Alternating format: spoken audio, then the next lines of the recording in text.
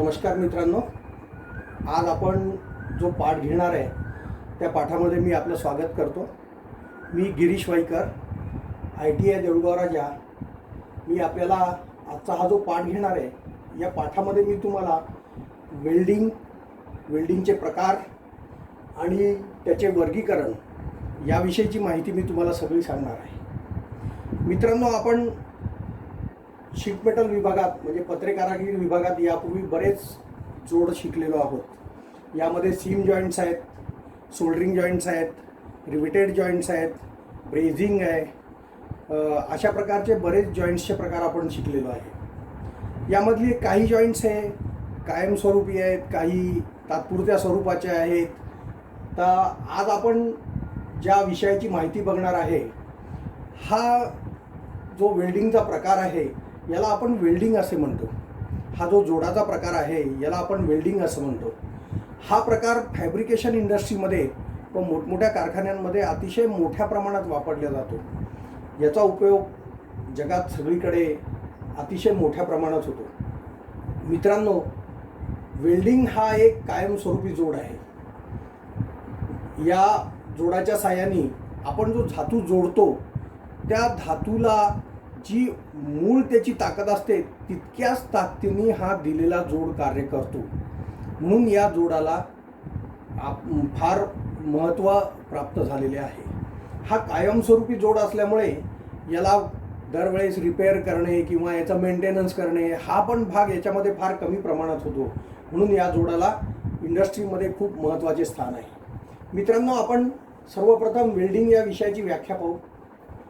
Welding म्हणजे आपण धातूला कायमस्वरूपी जो जोड देतो त्या जोड देण्याची जी पद्धत आहे, ज्या पद्धतीमध्ये धातूला ठराविक तापमानावर तापवून फिलर मटेरियल वापरून किंवा न वापरून, तसेच प्रेशर म्हणजे दाब देऊन किंवा न देऊन धातूचे दोन भाग कायमस्वरूपी जोडल्या जातात, यालाच आपण वेल्डिंग असे म्हणतो।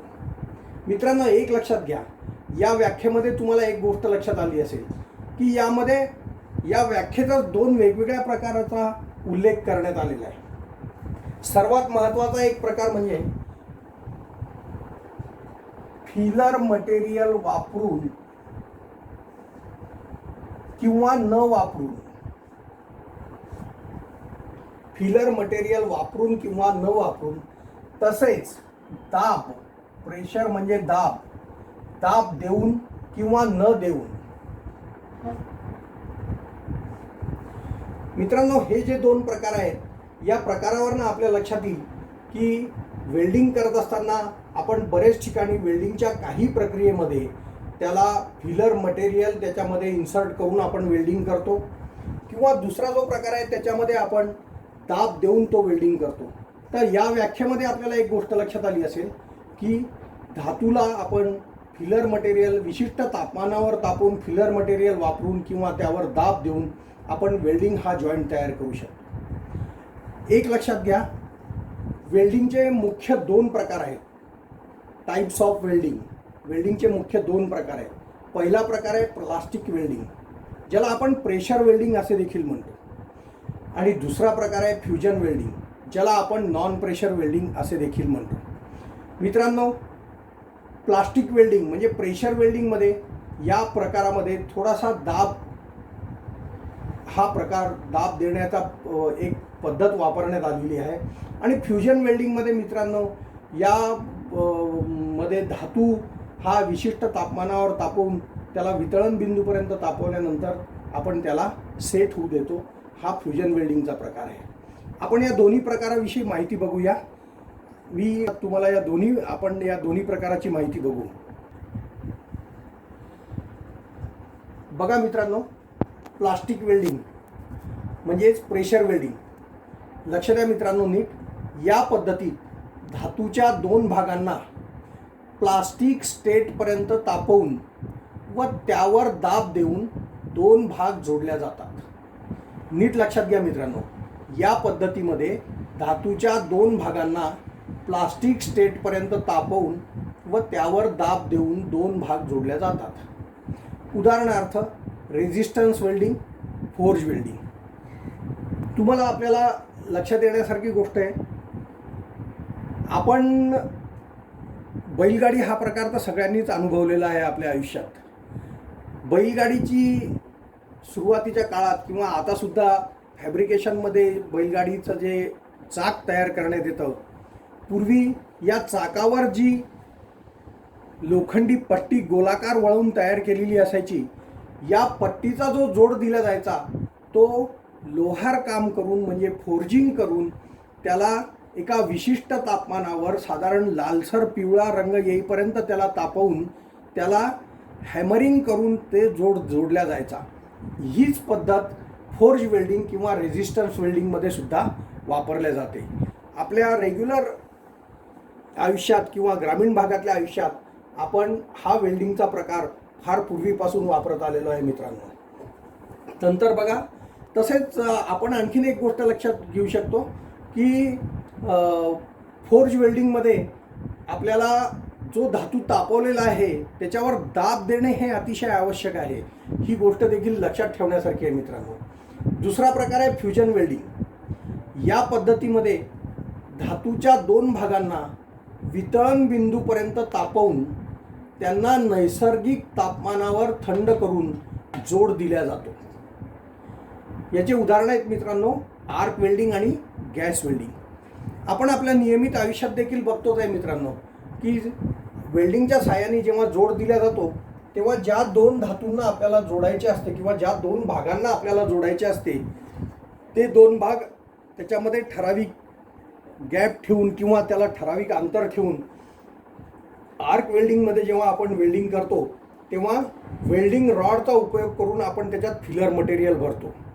हे भरल्या जाणारे जे फिलर मटेरियल आहे हे फिलर मटेरियल स्वतः तापून वितळत असतानाच वेल्डिंगच्या इतर दोन्ही भागांना देखील ते वितळण बिंदूच्या तापमानापर्यंत तापवते. तसेच गॅस वेल्डिंगमध्ये मित्रांनो टॉर्चच्या साहाय्याने आपण गॅस फ्लेम तयार करतो व जे दोन भाग जोडायचे आहे त्याला साधारण वितळण बिंदूपर्यंत तापवून आपण गॅस वेल्डिंग फिलर रॉडचा वापर करून हा जोड देतो. तर मित्रांनो, यावरनं तुमच्या लक्षात आलं असेल की वेल्डिंगचे दोन मुख्य प्रकार आहेत. हे प्रकार आहे प्लॅस्टिक वेल्डिंग म्हणजे प्रेशर वेल्डिंग आणि फ्युजन वेल्डिंग म्हणजे नॉन प्रेशर वेल्डिंग. मित्रांनो, आपण याच्यानंतर या पुढील याच्यात भागात आपण हे बघणार आहोत की वेल्डिंगचं वर्गीकरण कसं केलं गेलेलं आहे. हे वेल्डिंगचे दोन मुख्य प्रकार आपल्या लक्षात आलेलेच आहेत, पण वेल्डिंगचं वर्गीकरण आपण कशा पद्धतीने केलेलं आहे हे आपण या पुढच्या स्लाइडमध्ये बघूया. मित्रांनो, वेल्डिंगचं वर्गीकरण कशा पद्धतीने केलेलं आहे हे आपण आता बघू. Classification of welding process, welding करण्याच्या पद्धतीचे वर्गीकरण. आपण याच्या आधी बघितलंच आहे मित्रांनो, प्रेशर वेल्डिंग आणि फ्युजन वेल्डिंग या दोन, प्लास्टिक वेल्डिंग आणि फ्युजन वेल्डिंग या दोन पद्धतीचा आपण याआधी माहिती बघितलेलीच आहे. यामध्ये बघा मित्रांनो, पहिली पद्धत आहे गॅस वेल्डिंग. गॅस वेल्डिंग पद्धतीमध्ये ऑक्सी ॲसिटिलीन वेल्डिंग, ज्यामध्ये आपण ऑक्सिजन आणि ॲसिटिलीन या दोन गॅसचा वापर करून हे दोन गॅस एकत्र करून त्यापासून उष्णता निर्माण करतो व त्यामध्ये आपण फिलर रॉड वापरून या पद्धतीमध्ये आपण वेल्डिंग करतो. नंतर एअर ॲसिटिलीन वेल्डिंग. साधारण लोकल मार्केटला आपण हवा आणि ॲसिटिलीन या दोन्ही गोष्टीचा वापर करून याच्या साहाय्याने वेल्डिंग करत असतो. याला आपण एअर ॲसिटिलीन वेल्डिंग असे म्हणतो. Oxy hydrogen welding. या ठिकाणी मित्रांनो ऑक्सिजन आणि हायड्रोजन या दोन गॅसचा वापर करून आपण उष्णता तयार केलेली असते आणि फिलर रॉड वापरून आपण या ठिकाणी वेल्डिंग करतो. गॅस वेल्डिंगमध्ये हे तीन महत्त्वाचे प्रकार आहेत जे आपण नंतर देखील टप्प्याटप्प्याने याविषयी आपण माहिती बघणारच आहोत. तसेच आर्क वेल्डिंग. आर्क वेल्डिंगमध्ये बरेच प्रकार आहेत. यामध्ये जसे carbon arc welding, metal arc, plasma arc, electroslag, submerge arc, flux cored arc, gas metal arc ज्याला आपण मिग असे देखील म्हणतो, तसेच गॅस टंगस्टन आर्क ज्याला आपण टीग असे म्हणतो. मिग आणि टीग हे त्या मानाने बरेच लेटेस्ट प्रकारच्या वेल्डिंगचे प्रकार आहेत आणि याचा उपयोग सध्या मोठ्या प्रमाणात केला जातो व अतिशय महत्त्वाचा भाग आहे हा मिग आणि टिग वेल्डिंग. तर आर्क वेल्डिंगमध्ये हे वेल्डिंगचे प्रकार आपण वापरतो, ज्यामध्ये carbon arc welding, metal arc, plasma arc, electroslag, submerge, flux arc, gas metal arc आणि गॅस टंगस्टन आर्क या प्रकाराचा आपण या ठिकाणी उपयोग करतो.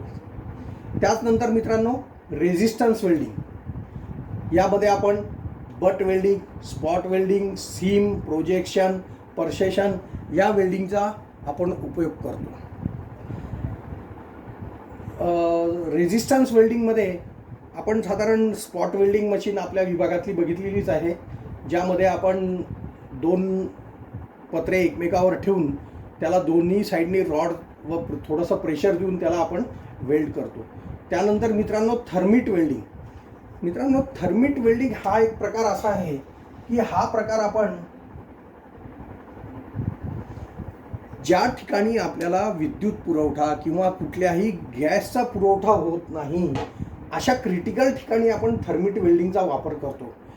थोडक्यात सांगायचं झालं म्हणजे आपण एक गोष्ट लक्षात घेऊया की अतिदुर्गम ठिकाणी जर आपल्याला काही फॅब्रिकेशन करायचं आहे किंवा अतिदुर्गम ठिकाणी, तसेच रेल्वे ट्रॅक आपण आपल्या पूर्ण देशात सगळीकडे विस्तृतपणे हे केलेले आहेत, पसरवलेले आहेत, तर अशा ठिकाणी जर या ट्रॅकला मग काही प्रॉब्लेम आला आणि अशा ठिकाणी जर वेल्डिंग करण्याचं काम आपल्याला पडलं की ज्या ठिकाणी काही ठिकाणी इलेक्ट्रिसिटीसुद्धा नसते, तिथे गॅससुद्धा आपण नेऊ शकत नाही, तर अशा ठिकाणी आपण थर्मिट वेल्डिंगचा उपयोग करतो. याविषयी सविस्तर माहिती आपण नंतर बघणारच आहोत, पण वेल्डिंग करण्याच्या पद्धतीमधला हा देखील एक वर्गीकरणातली ही एक पद्धत आहे. नंतर सॉलिड स्टेट वेल्डिंग, यामध्ये फ्रिक्शन, अल्ट्रासोनिक, एक्सप्लोजिव्ह आणि डिफ्युजन या प्रकाराचा आपण वापर करतो. Advance welding. ॲडव्हान्स वेल्डिंगमध्ये मित्रांनो इलेक्ट्रॉन बीम आणि लेसर या 2 पद्धतीचा आपण वापर करतो. हा जो प्रकार आहे हे लेटेस्ट टेक्नॉलॉजी थोडीशी यामध्ये वापरलेली असते, ज्यामध्ये आपण लेसर बीमने मटेरियल कट करणे वगैरे तसेच इतरसुद्धा याचा आपण उपयोग करू शकतो. यानंतर मित्रांनो रिलेटेड प्रोसेसेस, म्हणजे वेल्डिंगची जी आपली पद्धत आहे त्या पद्धतीनुसारच इतर ज्या रिलेटेड प्रोसेसेस आहेत त्या आपण इथे बघतोय. Arc welding, brazing, soldering, hard pressing आणि ऑक्सी ॲसिटिलीन कटिंग हे आपल्याशी या वेल्डिंग संदर्भातल्या रिलेटेड प्रोसेसेस आहे. तर मित्रांनो आज आपण आपल्या या पाठामध्ये वेल्डिंगची व्याख्या, त्याचे प्रकार आणि वेल्डिंगचे वर्गीकरण याविषयी संपूर्ण माहिती बघितलेली आहे. जी काय माहिती आपण आत्ता बघितली ही आपण व्यवस्थित सविस्तरपणे उतरवून घ्याल आणि याचा पूर्ण व्यवस्थित अभ्यास करून याचा उपयोग आपण आपल्या भावी आयुष्यात करू शकता. नमस्कार.